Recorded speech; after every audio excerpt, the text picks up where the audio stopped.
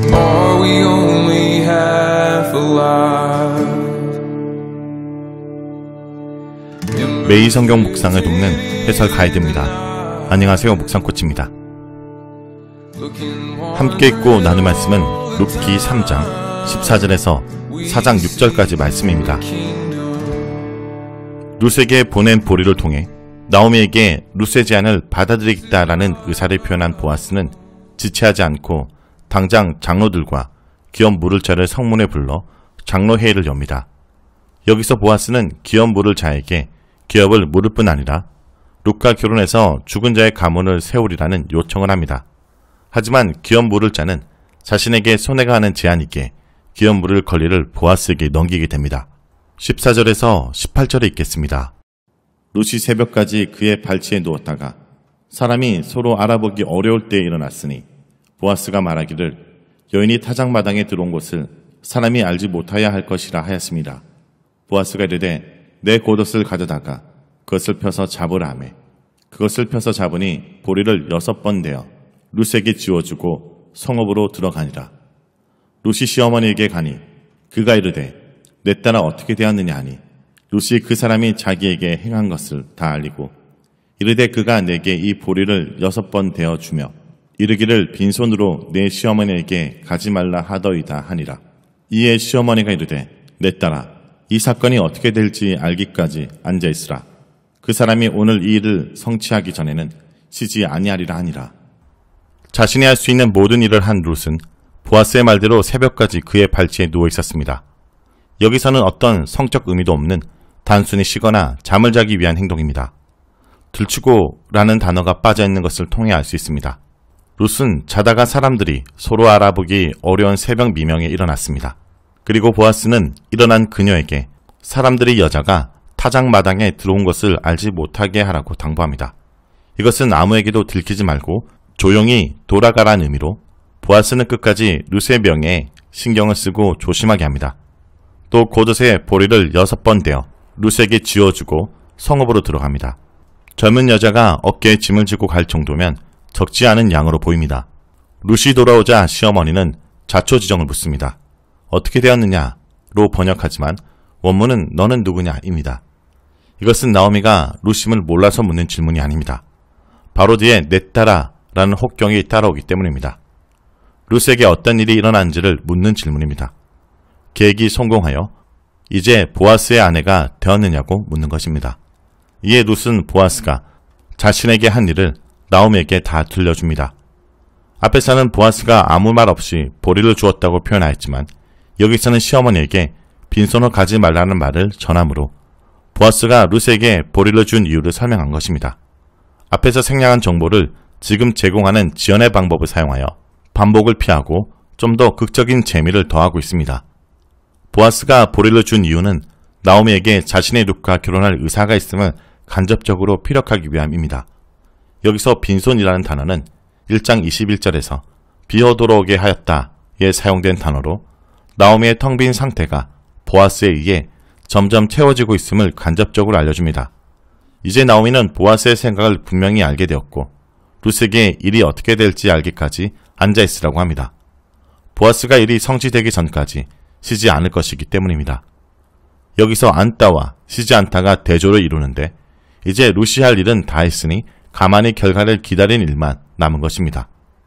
그 사람이 오늘 이 일을 성취하기 전에는 쉬지 아니하리라 라는 보아스에 대한 나오미의 절대적인 신뢰를 보여줍니다. 이런 나오미의 모습은 궁극적으로 보아스 뒤에 계시는 하나님께 모든 것을 맡기는 태도입니다. 하나님께서 자신의 인생을 쓰게 만드셨다고 했던 나오미는 보아스를 통해 하나님의 은혜와 손길을 느끼고 신뢰하기 시작한 것입니다. 다음은 4장 1절에서 6절에 있겠습니다. 보아스가 성문으로 올라가서 거기 앉았더니 마침 보아스가 말하던 기업 물을 자가 지나가는지라.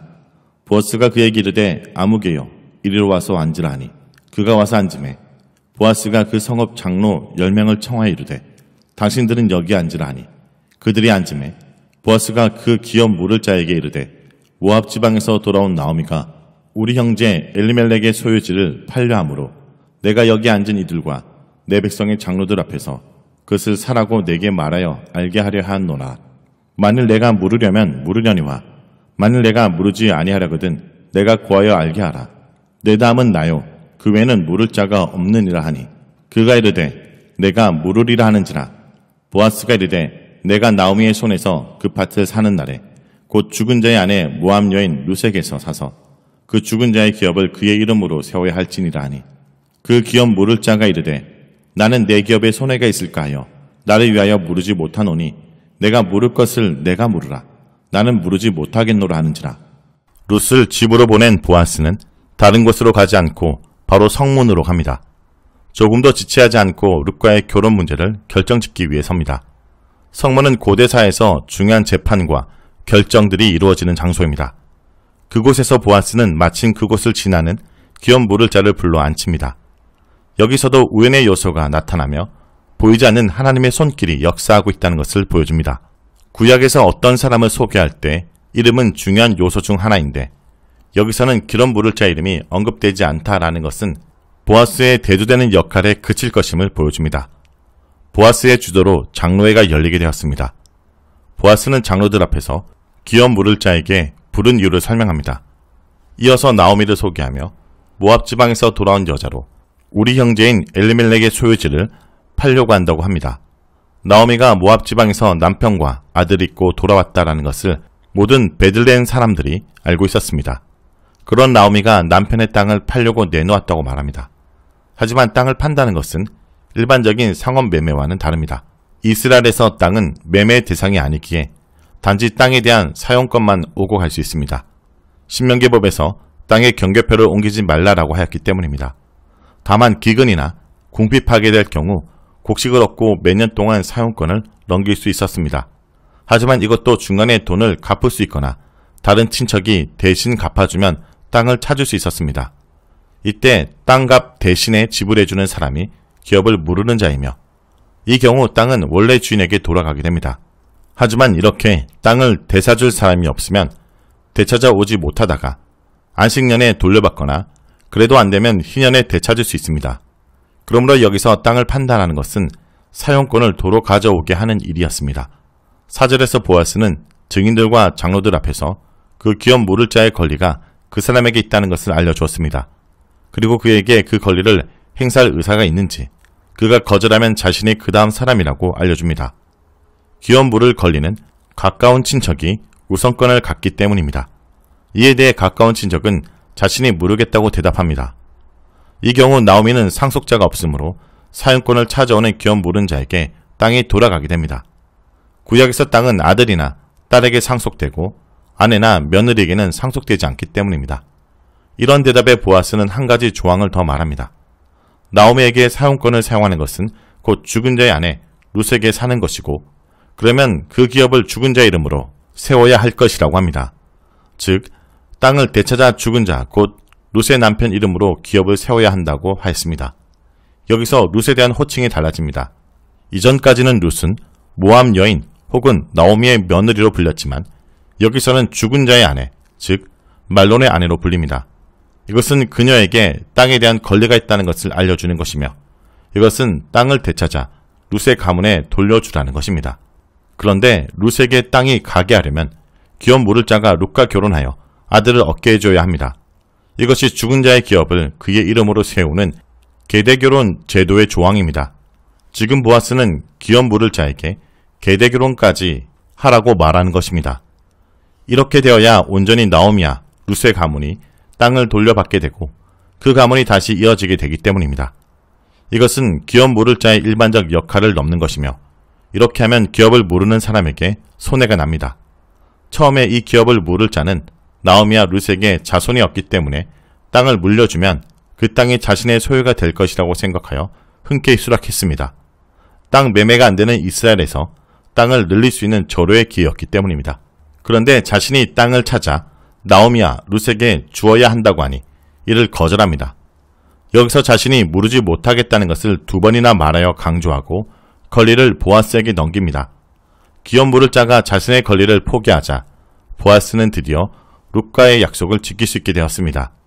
기업 물을 자의 행동과 보아스의 태도를 비교할 때 우리는 보아스의 자비가 상식을 뛰어넘는다는 것을 알 수 있습니다. 보아스는 기꺼이 자신의 손해를 감수하면서 법 조항을 뛰어넘는 헌신을 보여준 것입니다. 보아스는 형제가 아니기 때문에 계대 결혼을 할 의무가 없습니다. 하지만 기업을 무르는 법과 계대 결혼법을 주신 하나님의 의도를 정확하게 알고 시행하려고 애쓴 것입니다. 두 번 모두 가난한 친척들이 하나님께서 주신 기업을 이어나가게 하기 위한 법이라는 것을 잘 이해하고 있던 보아스는 이런 하나님의 원래 의도를 실천하기 위해 법을 뛰어넘는 실천을 한 것입니다. 자, 여기까지가 룻기 3장 14절에서 4장 6절까지 말씀입니다. 오늘 말씀을 통해 우리는 무엇을 묵상하고 적용해야 할까요? 사랑은 의무일 뿐 아니라 권리입니다. 보아스는 여러 가지 불리한 점을 감수하고 룻과의 약속을 이행하기 위해 정당한 절차를 밟습니다. 이를 공정하게 처리하기 위해 장로들을 불러 증인이 되게 했습니다. 이런 보아스와 달리 더 가까운 기업 물을 자는 매우 이기적인 사람이었습니다. 당시 기업을 물을 때에는 땅을 살 뿐 아니라 남겨진 과부와 결혼하여 대를 이어줘야 했습니다. 물론 이 제도는 강제가 아니라 궁핍한 사람에 대한 자비와 긍휼에서 자발적으로 행하는 도덕적, 언약적 의무에 불과합니다.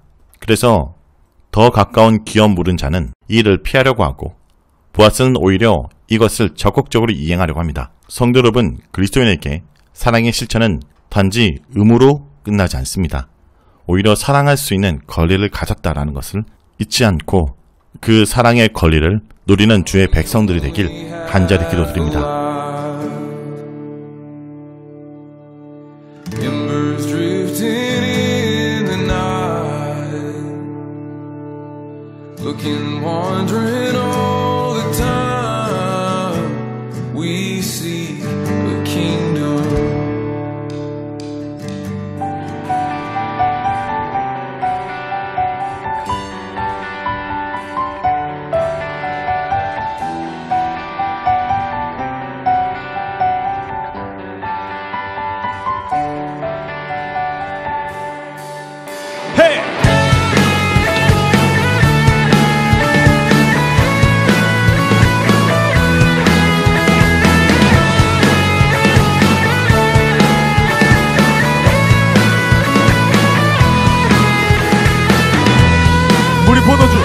물이 포도주 되고 눈먼 자 눈을 뜨네. 주밖에 없네.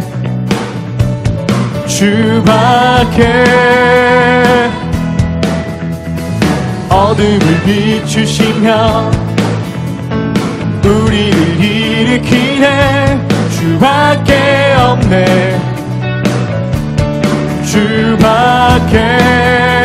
크신 내 주님, 크신 내 주님, 강하신 주님, 그 어느 누구보다 더 높은 주는 치료자, 그거 놀라운 주님, 주님. 헤이!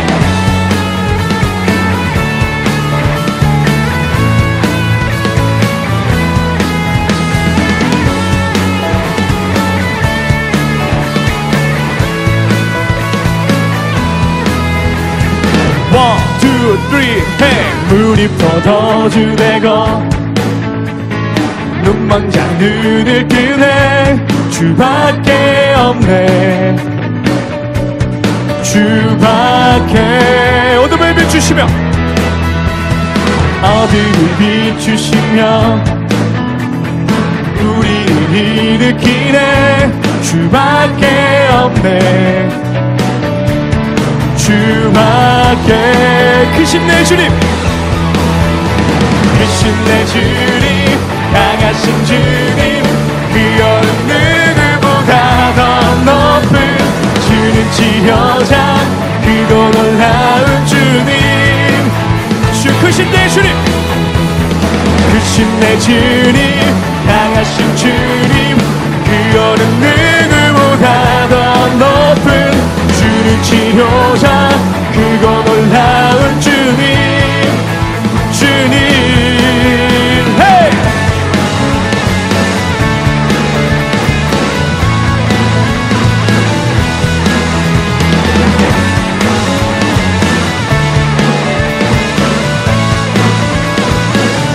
그 누가 멈추려, 그 누가 멈추리요 주가 함께 하시면 그 누가 대적하리 주 함께 하시면 그 누가 멈추리요 주가 함께 하시면 그 누가 대적하리 주 함께 하시면 그 누가 멈추리요 주가 함께 하시면 그 누가 대적하리 주 함께 하시면 그 누가 멈추리요 주가 함께 하시면 그 누가 대적하리 주 함께 하시면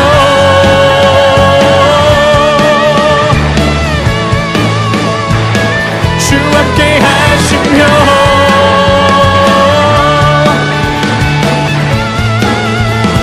크신 내 주님 크신 내 주님 강하신 주님 그 어느 누구보다 더 높은 주는 치료자 그도 놀라운 주님 주님 크신 내 주님 크신 내 주님 강하신 주님 그 어느 누구보다 더 높은 주는 치료자 그도 놀라운 주님 주님